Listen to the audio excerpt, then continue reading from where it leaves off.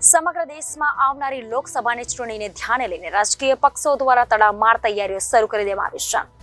અને અત્યારથી જ રણનીતિઓ નક્કી કરવામાં આવી રહી છે। ત્યારે સુરેન્દ્રનગર ખાતે લોકસભાની ચૂંટણી સંદર્ભે ભાજપ મધ્યસ્થ ચૂંટણી કાર્યાલયનું ભાજપના હોદ્દેદારો અને આગેવાનોની ઉપસ્થિતિમાં ઉદ્ઘાટન કરી ખુલ્લું મૂકવામાં આવ્યું હતું।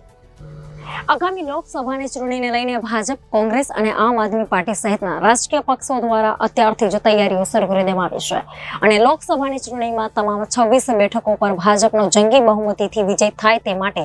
રાજકીય પક્ષોએ કમર કસી છે। ત્યારે સુરેન્દ્રનગર દૂધરેજ રોડ પર આગામી લોકસભાની ચૂંટણીને લઈને અનુલક્ષીને ભાજપ પક્ષ દ્વારા મધ્યસ્થ ચૂંટણી કાર્યાલયનું પાણી પુરવઠા કેબિનેટ મંત્રી કુંવરજીભાઈ બાવળિયા, પ્રદેશ ભાજપ મહામંત્રી ઝવેરભાઈ ઠકરાર, લોકસભા બેઠકના પ્રભારી ડોક્ટર અનિલભાઈ પટેલ સહિત જિલ્લા ભાજપ પ્રમુખ હિતેન્દ્રસિંહ ચૌહાણ, નાયબ મુખ્ય દંડક જગદીશભાઈ મકવાણાના હસ્તે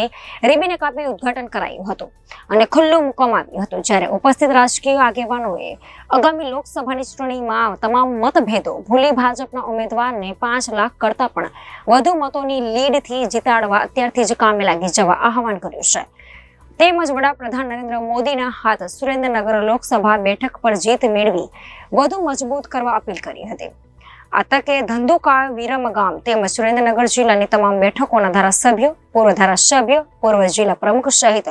લોકસભા વિસ્તારમાં આવતી તમામ બેઠકો રાજકીય આગેવાનો, હોદ્દેદારો અને કાર્યકર્તાઓ મોટી સંખ્યામાં ઉપસ્થિત રહ્યા હતા। ચૂંટણી લડવા માટે કેટલા તૈયાર અને કેવી તૈયારી?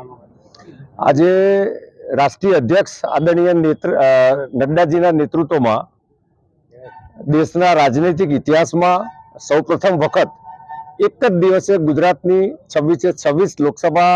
સીટના મધ્યસ્થ કાર્યાલયનું ઉદ્ઘાટન થયું, જેના ભાગ પૈકી સુરેન્દ્રનગર કાર્યાલયમાં આદરણીય કેબિનેટ મંત્રી કુંવરજીભાઈ બાવળિયા અને અમારા પ્રદેશના મંત્રી ઝવેરભાઈ ઠકરારની ઉપસ્થિતિમાં આ કાર્યાલયનું ઉદ્ઘાટન થયું છે। આ કાર્યાલય આવનારા સમયમાં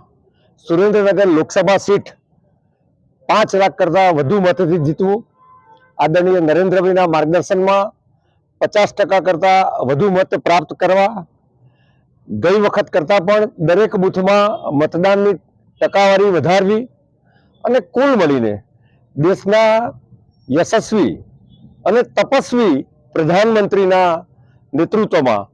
આવનારા સમયમાં 2024માં દેશમાં ફરી એક વખત